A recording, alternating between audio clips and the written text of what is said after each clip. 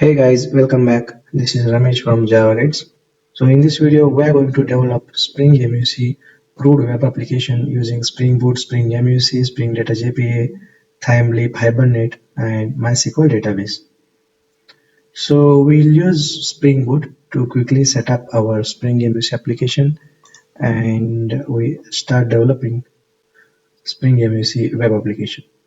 Okay, and we use Spring Data JPA to develop a persistent layer or a Java layer, and Spring Data JPA internally uses Hibernate as a JPA provider, and we use Thymeleap as a view layer. So we develop views using Thymeleap template engine, and we use MySQL database to store the data. So what we are building? So we are building a crude web application for student entity. So this is a simple student management application where user can perform add student operation, update student operation, list students operation, and delete student operation. So look at here, I have taken the screenshot of the demo of this application. So this is the add student screen where a user can add the student by using this form. So student name, email, and phone number, and user will hit the submit button, that is add student. So this is the student list page where all the students are listed, and this is the update student page. So user can update the student here, and this is the student delete. So user can delete a particular student from the student list. All right. So this is the application we are developing in this video. All right. So let's switch to the Eclipse STS IDE and let us start developing Spring MVC CRUD application. So I'm in a Eclipse STS IDE. Now let's go ahead and let's develop Spring Boot application. All right. So in order to develop Spring Boot application, just click on File, New, choose Spring Starter Project, and here we go. The Spring Initializer is integrated in a Spring Tool Suite IDE, so we can use it and we can quickly create a Spring Boot application. So here is the name. So we can give a name here like Spring Boot, Thymeleap, web app. So we are developing Spring MUC web application with Thymeleap. So I will give this name and choose Maven as it is, jar, and language as Java, and Java version 8. Let us change the group ID. So I will give net.springboot.java guides as a group ID. So you can give any group ID that you want. And this is the artifact ID. So artifact ID is nothing but your application name. And let's give a description here. Demo project for Spring Boot Thymeleap CRUD web application. All right, this makes sense, right? So let's change the package name. So I give group ID as a package name here. So I always give net.springboot.javaguides as a package name because my website is javaguides.net. So here choose a Spring Boot version.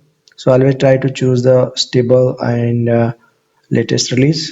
And here we need to choose the Spring Starter dependencies. So choose Spring Web dependency. We are developing Spring MVC application. So let's choose Spring Data JPA in order to develop the persistent layer, and let's choose the MySQL database. So we use MySQL database to store the data. So let's choose the MySQL dependency, and yeah, we use Thymeleap to develop a view layer. So let's go ahead and let's pick Thymeleap dependency. All right. So look at here the selected dependencies: Spring Data JPA, MySQL driver, Thymeleap, and Spring Web dependency. Let's add one more dependency, that is Spring Boot DevTools. So this will pick up the changes whenever we do some changes in a Spring Boot application. Yeah, here we go. The Spring Boot application is successfully created in Eclipse STS IDE. Now let's have a look into the dependencies. So look at here the Spring Boot starter dependency. This is the Spring Boot starter data JPA. This is the Spring Boot starter Thymeleap and Spring Boot starter web dependency, and this is the MySQL database. All right, so these are the dependencies are enough to develop Spring MVC web application. Okay, and this is the entry point of our Spring Boot application. So look at here at Spring Boot application annotation, which which will provide configuration for Spring Boot application. Okay, so now let's go ahead and let's create the package structure. So first create a entity. So here under entity package we create a JP entities. So let's go ahead and let's create a one more package and let's name it as a controller. So under controller package we typically keep Spring MVC controllers. Let's go ahead and let's create one more package and let's name it as a repository. So under repository package we keep all the Spring Data JPA repository dependencies. All right.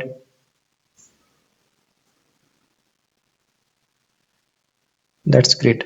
Now we have created package structure and notice here we are using MySQL database. So let's go ahead and let's add the MySQL database configuration in application.properties file. Configuration and that is JDBC MySQL URL and username password. Let's create a one more property that is spring.jpa.showSQL. So this property we should keep true in order to print a Hibernate generated queries to the console. All right, so very simple MySQL data configuration. Let's go ahead and let's create a JP entity that is the student. So we are developing simple student management application. So we need to create a student JP entity here. Okay, so this is the simple student class. Now let's make this student class as a JP entity by annotating this class with @entity annotation. Oops, just type @entity and yeah, here we go. So let's annotate one more annotation, add table annotation. So we use add table annotation to provide table details like table name, and you can also provide the schema and constants. So let's create a few fields: private long ID, private string name, private string email, private long phone number. Okay, so these are the private fields. So let's go ahead and let's create a getter setters to access these private fields. Right click, source, generate getter setters, select all, generate. That's cool, right? So let's go ahead and let's create a constructor. So I create a constructor for two fields. Let me deselect ID and phone number, hit generate, and let's create a default constructor. So in order to create default constructor, right click and source, generate constructor, deselect all, hit generate button. That's all. All right, let's use the JP annotations over here.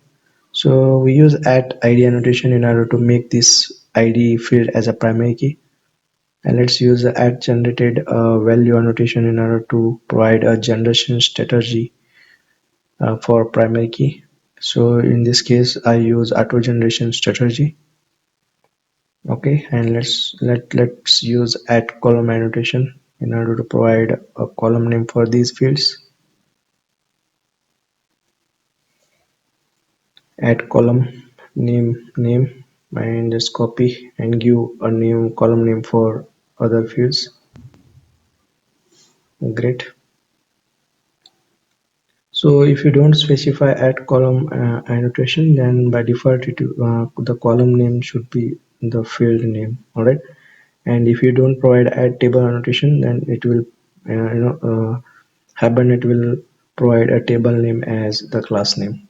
All right, let's go ahead and let's create a repository. So we create an interface and let's name it as a student repository interface, and let's extend the JP repository interface.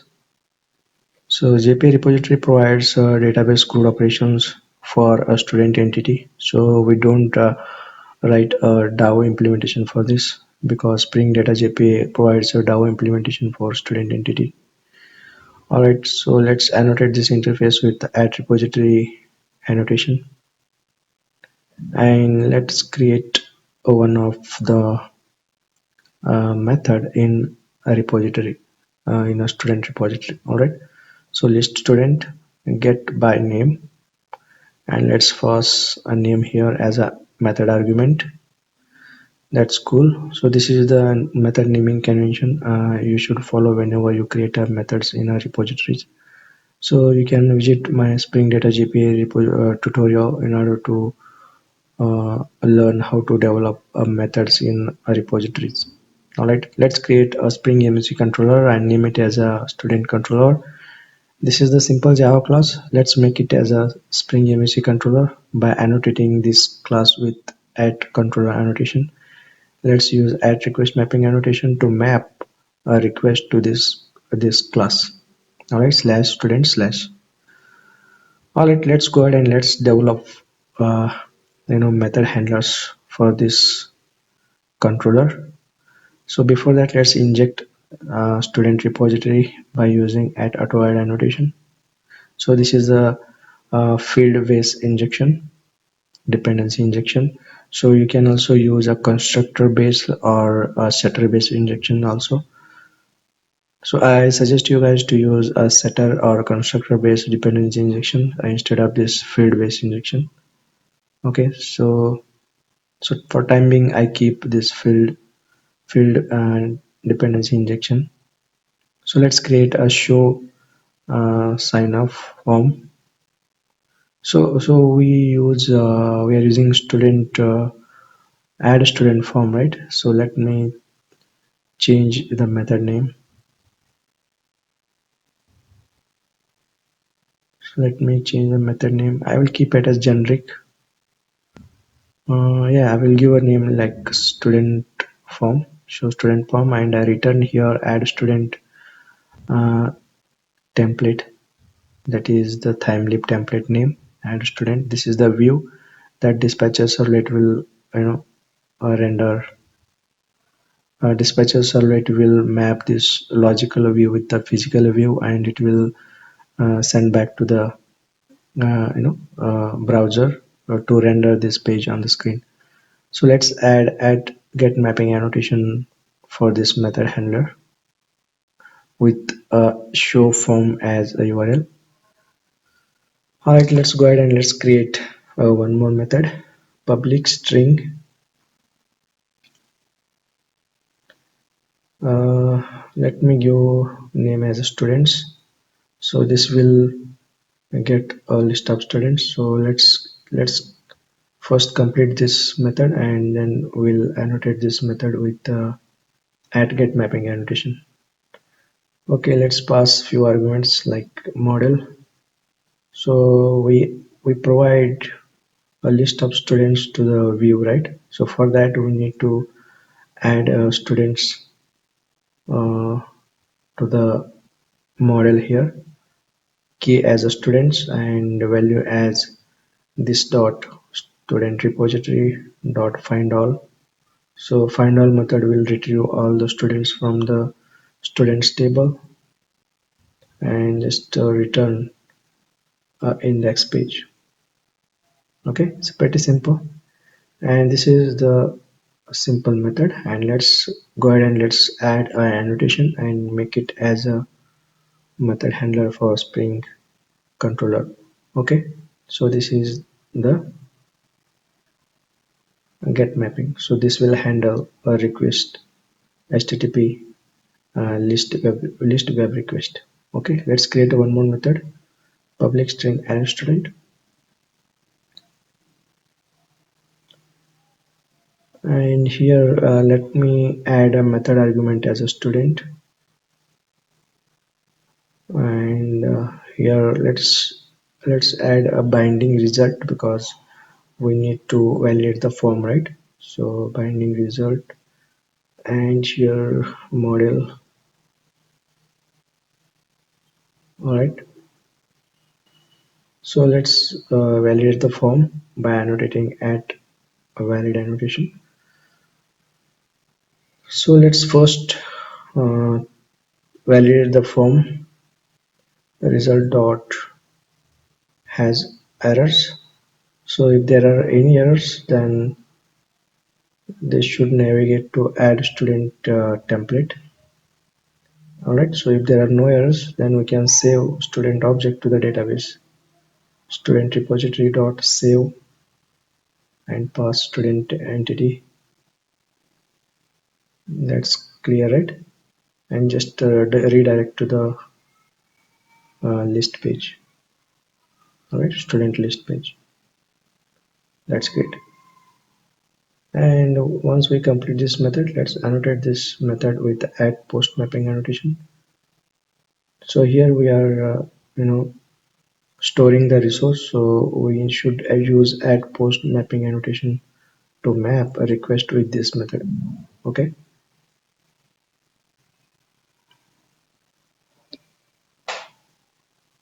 Let's go ahead and let's create a one more method handler, public string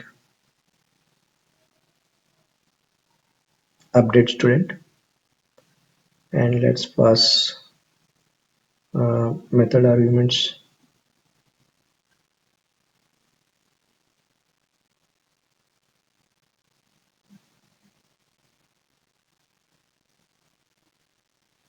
So we pass a ID to this.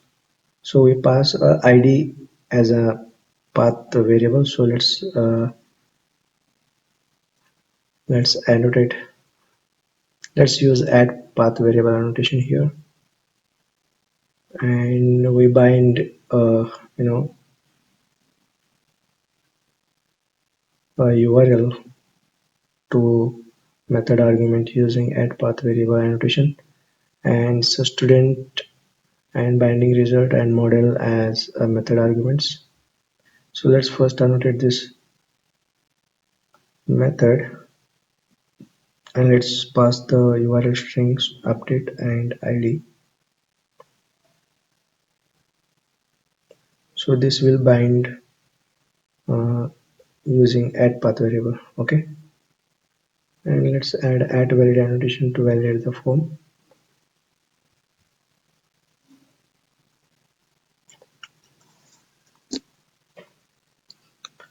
Now what we'll do, we first fetch the student object. So before that we need to validate the form, right?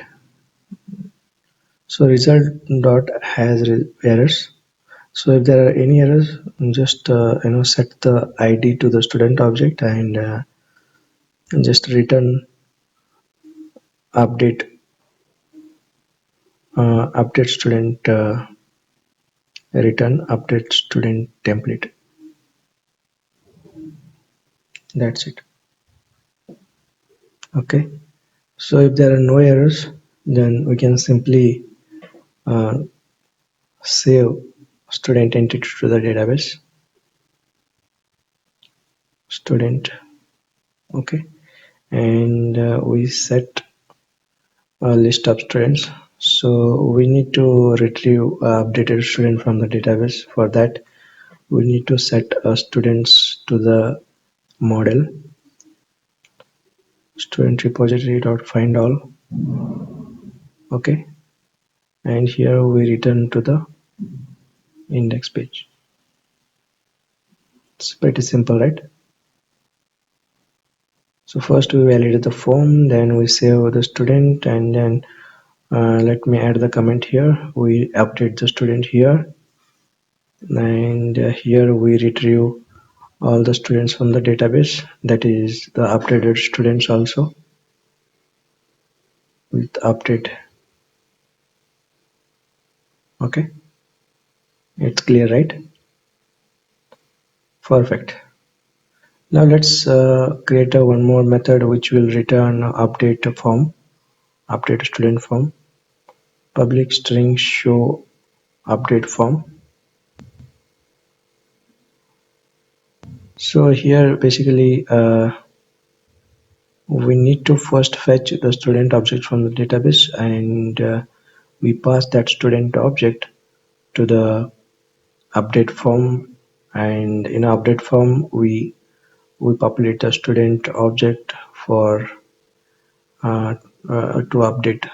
All right, so here is the URL to show update form, and let's pass argument. Let's use add path variable to bind a URL ID to the method argument. Here model. Let's fetch a student object from the database.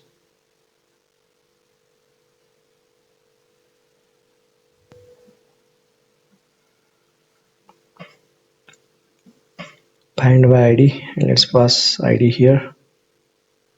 So it returns optional, right? So we can use or or else throw method in order to throw the exception. So if the student is not found in a database, then we can simply throw illegal argument or some other custom exception.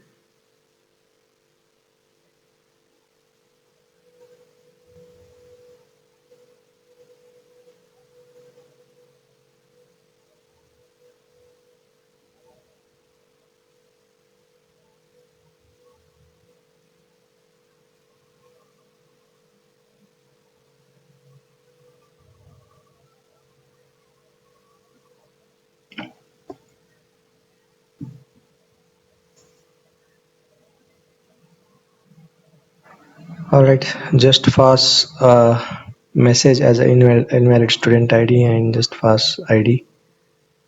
What is the error here? Yeah, I have given a double quote here. Let me remove it. Yeah, here we go. Now we got a student object from the database. Now we can set student to the model by using add attribute method. Student, and here is a student, and just return update student form here, update student template.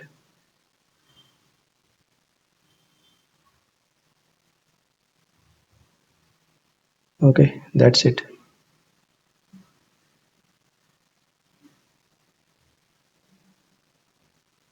I hope you are following the steps. Okay, now the last one, that is the delete student, public string delete student.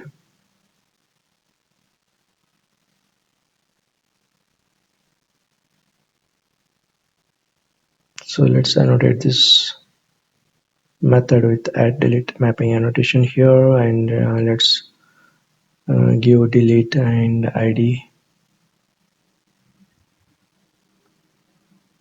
Let me include in a double quote. Okay, now let me use add path variable to bind this URI variable to the method argument. Okay, then let's pass a model here. So because we need to pass a list of student whenever we delete the entity, right? So let me copy this line of code here, and once we got a student from the database, we can delete that student. All right, let me use student repository dot delete method here, and let's pass student object.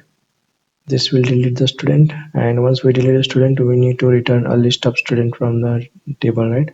So for that, just use model dot add attribute and students as a key, and let's pass a value as a list of students. All right, and here let's return this object, model object, to the index template. That's it. It's a pretty simple student controller with all these method handlers.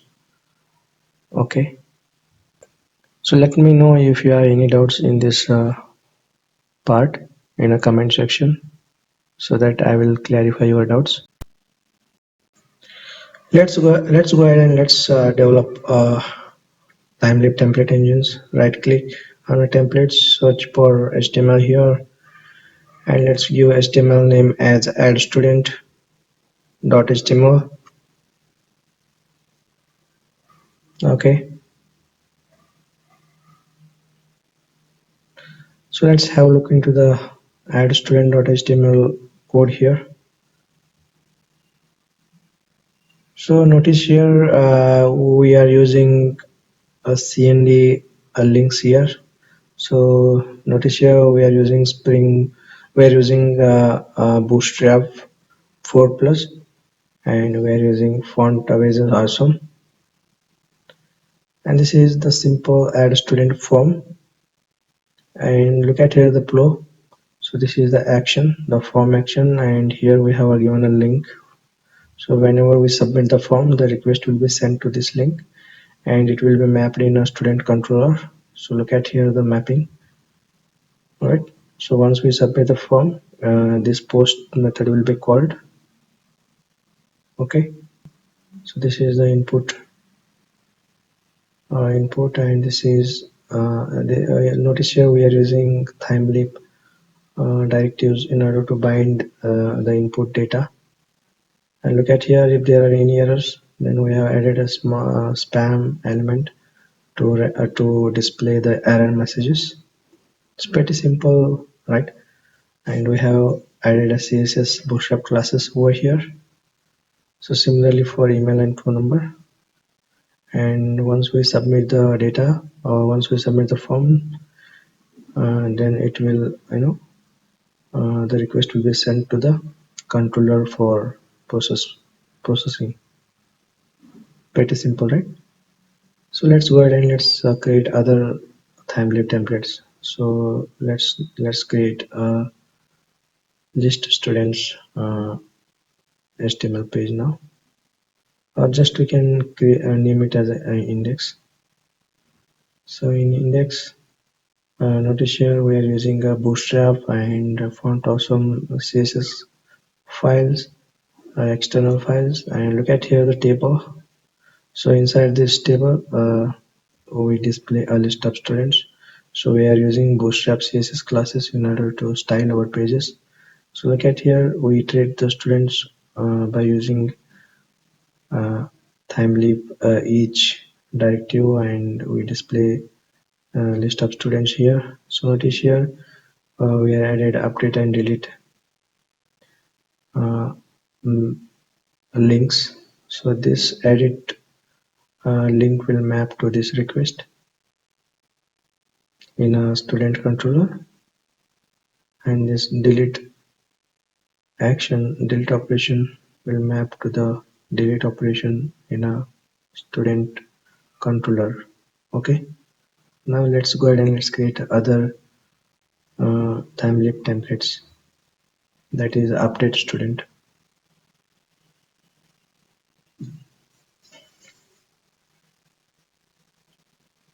Let's give name update student.html.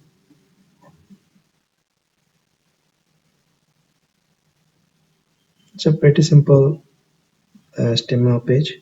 It has a form. So again we are using Bootstrap and font awesome CSS external files, and here notice here we are now provided action in a form, and this will map to the update. Okay, update request will be handled in this method. It's pretty simple mapping, and this is the name, email, and phone number input text. So notice here the name, email, and phone number. So um, this will be binding through Thymeleap directives. If there are any errors, then that should be displayed using a spam HTML element with the CSS, Bootstrap CSS. Okay, so this is a pretty simple HTML form through which user can update the student. Notice here we are using demo database. So let me switch to the MySQL workbench and let me show you. So notice here I have already created a demo database in MySQL workbench, So you can also create a demo database in your workbench, MySQL workbench. Okay, and now what we will do, we will run the application and you will see the demo. Okay, so let me switch to the entry point of our application. So this is the main application class that we need to run. So right click and run as Spring Boot app. So yeah, here we go. Our Spring Boot application is running, and if you look at the logs in a console now, here you can see the Hibernate will create a table automatically in a MySQL database. So we no need to manually create the database. Okay, so we just need to provide the properties in application.properties file. Based on that, Hibernate will create the tables. Okay, now let me switch to the Chrome browser here and let me open the application. Just type localhost 8080. Is a default uh, Tomcat embedded server port. So look at here the title that displayed in a browser tab. Now let's go ahead and let's add the student. So name it as a Ramesh, email, phone number. So give any 10-digit number here. Add student. Yeah, here we go. The student is added. So let me add a few more students. So let's give name as John Sina@gmail.com and give any 10-digit numbers and let's hit add student button. Here we go. Let me add one more student. Tony Stark. Tony at gmail.com. Yeah, here we go. So this is how this is here we have added 3 students. So let me update the student here.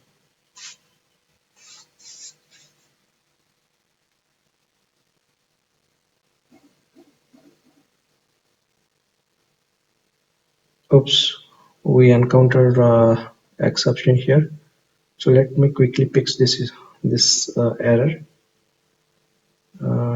In case of update, let me switch to the student controller. So first you need to uh, stop the server, and here in case of update student, yeah. So here basically we need to provide at post mapping annotation. So this should be fixed. Let me run the application again and let me check whether the update student operation works or not. Let me switch to the Chrome browser and let me test the update operation. Here we go. Let me refresh. So again edit it. Let me change the name here. Let me change the email here. Here we go. Hit update student. Yeah, here we go. So we have successfully fixed the issue. Now we can able to perform the update student operation, right? So let's go ahead and let's perform delete operation. So click on delete. Oops, again we have encountered some error here. So let me quickly fix this issue. So go to the post stop the server and go to the student controller and go to the delete method handler here. Yeah, so here we need to get provide a get mapping annotation. So this is not a REST service. So this is the method handler for Spring MVC application. So we need to provide at get mapping annotation. So let's rerun the application and let's see the delete operation. Okay, let me test one more time.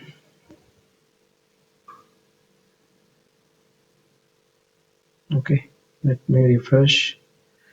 Yeah, here we go. Let me delete this. Yeah, here we go. We can able to delete the student. So let me add and let me show you. Uh, let me update this newly added student.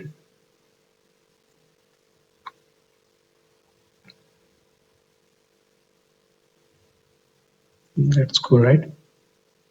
Now we can able to add the student, edit the student, and let me delete it. Yeah, so we can able to perform CRUD operations, right? Create update date and a list. So this is how typically we perform CRUD operations using Spring application. So let me delete one more record. So you look at here the URLs. So we are passing a particular record ID, and you can also look at the SQL statement which is printed to the console, and look at here the database. So right now we have only one record. Alright, so let me add one more student and let me show you the record in a database.